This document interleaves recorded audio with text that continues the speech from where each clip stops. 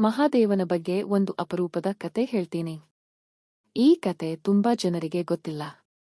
ಒಮ್ಮೆ ಬ್ರಹ್ಮ ಮತ್ತು ವಿಷ್ಣುವಿನ ನಡುವೆ ಯಾರು ಶ್ರೇಷ್ಠ ಅನ್ನೋ ವಾದ ಶುರುವಾಯಿತು. ಬ್ರಹ್ಮ ಹೇಳಿದ, ನಾನೇ ಈ ಸೃಷ್ಟಿಯ ಸೃಷ್ಟಿಕರ್ತ. ವಿಷ್ಣು ಹೇಳಿದ, ನಾನು ಈ ಜಗತ್ತನ್ನು ಕಾಪಾಡ್ತೀನಿ, ಆದ್ದರಿಂದ ನಾನೇ ದೊಡ್ಡವನು. ಅಷ್ಟರಲ್ಲಿ ಆಕಾಶವನ್ನೇ ಮುಟ್ಟುವಷ್ಟು ದೊಡ್ಡ ಅಗ್ನಿಯ ಸ್ತಂಭ ಕಾಣಿಸಿಕೊಂಡಿತು.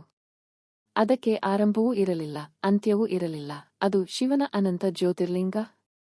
ಶಿವನು ಹೇಳಿದ, ಯಾರು ಇದರ ಆರಂಭ ಅಥವಾ ಅಂತ್ಯ ಕಂಡುಬರುತ್ತಾರೋ ಅವರೇ ಶ್ರೇಷ್ಠರು. ವಿಷ್ಣು ವರಾಹ ರೂಪ ತಾಳಿ ಕೆಳಗೆ ಹುಡುಕಲು ಹೋದ. ಬ್ರಹ್ಮ ಹಂಸದ ರೂಪ ತಾಳಿ ಮೇಲಕ್ಕೆ ಹಾರಿದ. ಸಾವಿರಾರು ವರ್ಷ ಹುಡುಕಿದರೂ ಇಬ್ಬರಿಗೂ ಅದರ ಕೊನೆ ಸಿಗಲಿಲ್ಲ. ವಿಷ್ಣು ಹಿಂದಿರುಗಿ, ನನಗೆ ಅಂತ್ಯ ಸಿಗಲಿಲ್ಲ ಅಂತ ಸತ್ಯ ಹೇಳಿದ.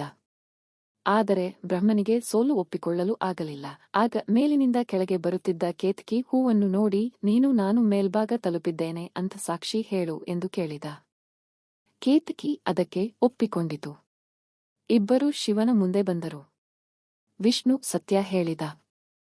ಬ್ರಹ್ಮ ಮಾತ್ರ ನಾನು ಮೇಲ್ಭಾಗ ನೋಡಿದ್ದೇನೆ ಎಂದು ಸುಳ್ಳು ಹೇಳಿದ. ಕೇತಕಿ ಹೂವು ಅದಕ್ಕೆ ಸಾಕ್ಷಿ ಹೇಳಿತು. ಅದೇ ಕ್ಷಣದಲ್ಲಿ ಶಿವನ ಕೋಪ ಉಕ್ಕಿತು. ಅವರ ಭ್ರೂಮಧ್ಯದಿಂದ ಕಾಲಭೈರವನು ಪ್ರತ್ಯಕ್ಷನಾದ.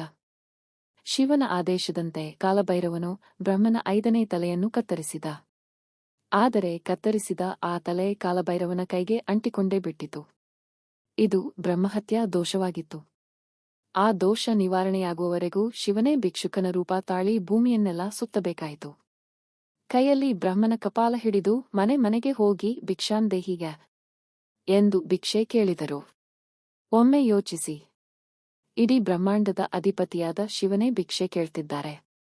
ಯಾಕೆ? ಏಕೆಂದರೆ ಶಿವನು ಜಗತ್ತಿಗೆ ಒಂದು ಪಾಠ ಕಲಿಸಬೇಕೆಂದಿದ್ದರು. ಎಷ್ಟೇ ದೊಡ್ಡವರಾದರೂ ಕರ್ಮದ ನಿಯಮ ಎಲ್ಲರಿಗೂ ಒಂದೇ. ತಪ್ಪು ಮಾಡಿದರೆ ಅದರ ಫಲವನ್ನು ಅನುಭವಿಸಲೇಬೇಕು. ವರ್ಷಗಳ ಕಾಲ ಹೀಗೆ ಅಲೆದಾಡಿದ ನಂತರ ಶಿವನು ಕಾಶಿಗೆ ಬಂದರು. ಅವರು ಕಾಶಿಯ ನೆಲದ ಮೇಲೆ ಕಾಲಿಟ್ಟ ಕ್ಷಣವೇ ಬ್ರಹ್ಮನ ಕಪಾಲ ಕೈಯಿಂದ ಕೆಳಗೆ ಬಿತ್ತು. ಬ್ರಹ್ಮಹತ್ಯಾ ದೋಷವು ಅಲ್ಲಿಯೇ ನಿವಾರಣೆಯಾಯಿತು. ಅದಕ್ಕೆ ಕಾಶಿಯನ್ನು ಮೋಕ್ಷದ ನಗರ ಎಂದು ಕರೆಯುತ್ತಾರೆ. ಅಲ್ಲಿರುವ ಆ ಕಪಾಲ ಮೋಚನ ಕ್ಷೇತ್ರ ಇಂದಿಗೂ ಈ ಘಟನೆಯ ನೆನಪನ್ನು ಉಳಿಸಿಕೊಂಡಿದೆ.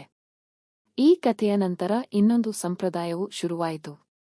ಶಿವನ ಪೂಜೆಯಲ್ಲಿ ಕೇತಕಿ ಹೂವನ್ನು ಅರ್ಪಿಸುವುದಿಲ್ಲ, ಯಾಕೆಂದರೆ ಅದು ಒಮ್ಮೆ ಸುಳ್ಳಿಗೆ ಸಾಕ್ಷಿಯಾಗಿತ್ತು. ಈ ಕತೆ ನಮಗೆ ಒಂದೇ ಪಾಠ ಹೇಳುತ್ತದೆ.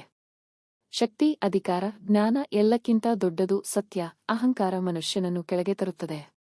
ಆದರೆ ಸತ್ಯ ಮತ್ತು ವಿನಯ ಯಾವಾಗಲೂ ಶಿವನ ಹತ್ತಿರಕ್ಕೆ ಕರೆದುಕೊಂಡು ಹೋಗುತ್ತವೆ. ಹರ ಹರ ಮಹಾದೇವ.